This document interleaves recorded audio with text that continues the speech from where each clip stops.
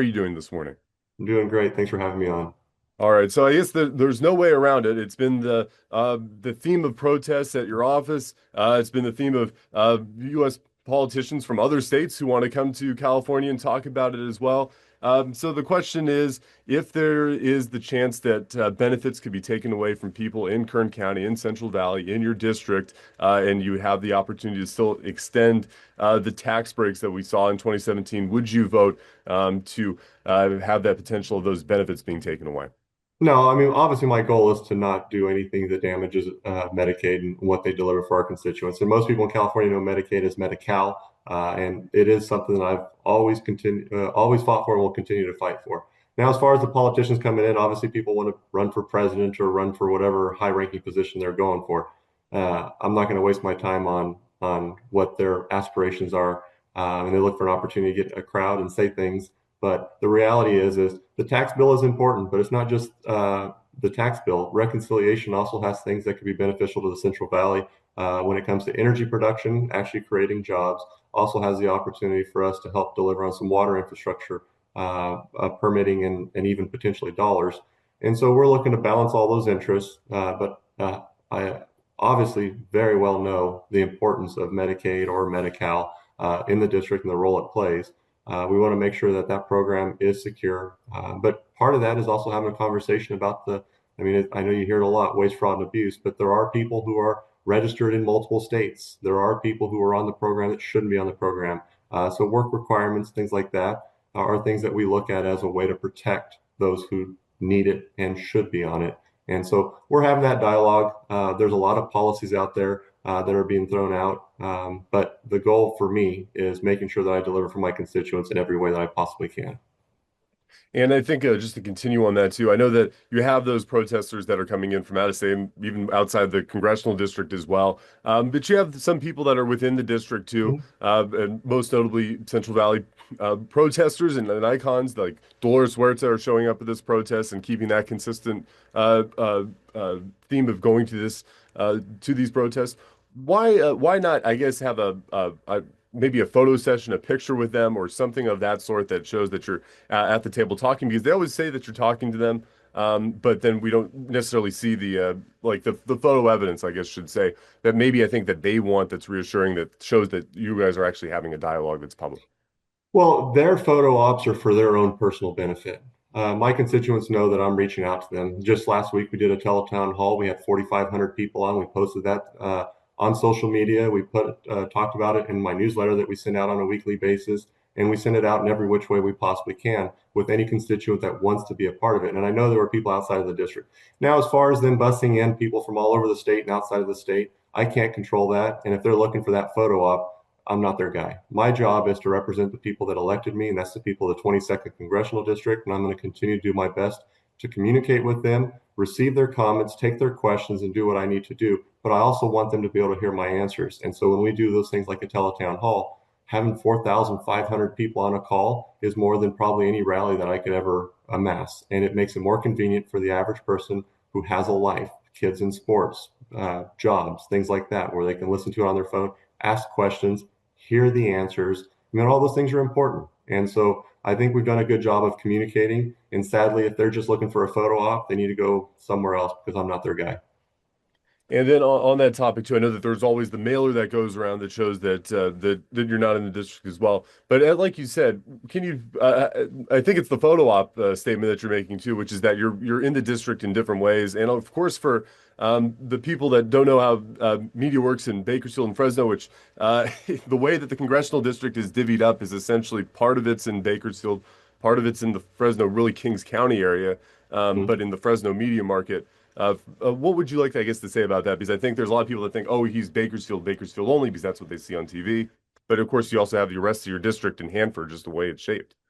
Yeah, a lot of Kings County, a lot of Tulare County, and a lot of Kern. As anyone that follows me on social media knows that I do make myself available around the district, touring hospitals, touring clinics, touring solar facilities, touring farms, touring businesses. I mean, literally spending time going out and seeing all the different projects, even a lot of housing projects that we've been very helpful with, water infrastructure we've been helpful with. I mean, those are all things that we're doing our best to make sure we're available to folks in the district. But again, those who are making these points are looking for their own personal benefit and getting that photo op and show some relevance in the organization that they either profit from or are looking to profit from.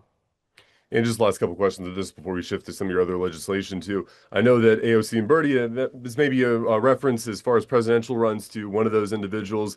As far as Bernie Sanders was concerned, I believe he said Congressman Valadao. So perhaps it's somebody different than you when he was speaking. So, okay, good. All right, so there's a chance that that was somebody else other than you. But what do you make of his script? I know that I was at the event, and then I also watched his event with Kevin Kiley in Kevin Kiley's district, I should say, who's a Republican up in Sacramento. Very similar script, just changing out the names and a few things about the district and trying to put this pressure on. Does this do any good, any benefit for these high-profile names to come to this district and to have these types of rallies, or is it worse for discourse? Do you think in your area? Well, I don't think it has an impact because no one really takes Bernie Sanders serious and no one takes AOC serious in the district. The policies that they're going to push are things that would be detrimental to the Central Valley. When you look at things like water and energy production, I mean, those two items alone, they've never been supportive on anything that actually matters to our community. When you look at what it costs to keep a house comfortable in the summer in the Central Valley, what an electric bill is, what it costs to put gas in the car to drive to work, those folks don't understand that issue. I mean, they're both flying around in private jets on dollars. And we're trying to focus on delivering on issues that actually matter to people, putting food on the table, being able to grow that food, being able to get our oil production back so that we can create those jobs and start to help fund all the things that are important to us, like our schools, like our road infrastructure, like our law enforcement. I mean, all those things are issues that they have been adamantly opposed, spoken on the floor, voted against, that would be a huge benefit for us in the Central Valley, but yet they come in, they get their jet plane, they land, they go give their speech, and then they go on TV and they put stuff on social media, and they probably get a lot of small dollar donors that help fund that life and fund that world, and it puts them on a national platform where it helps them for their next goal, which I assume,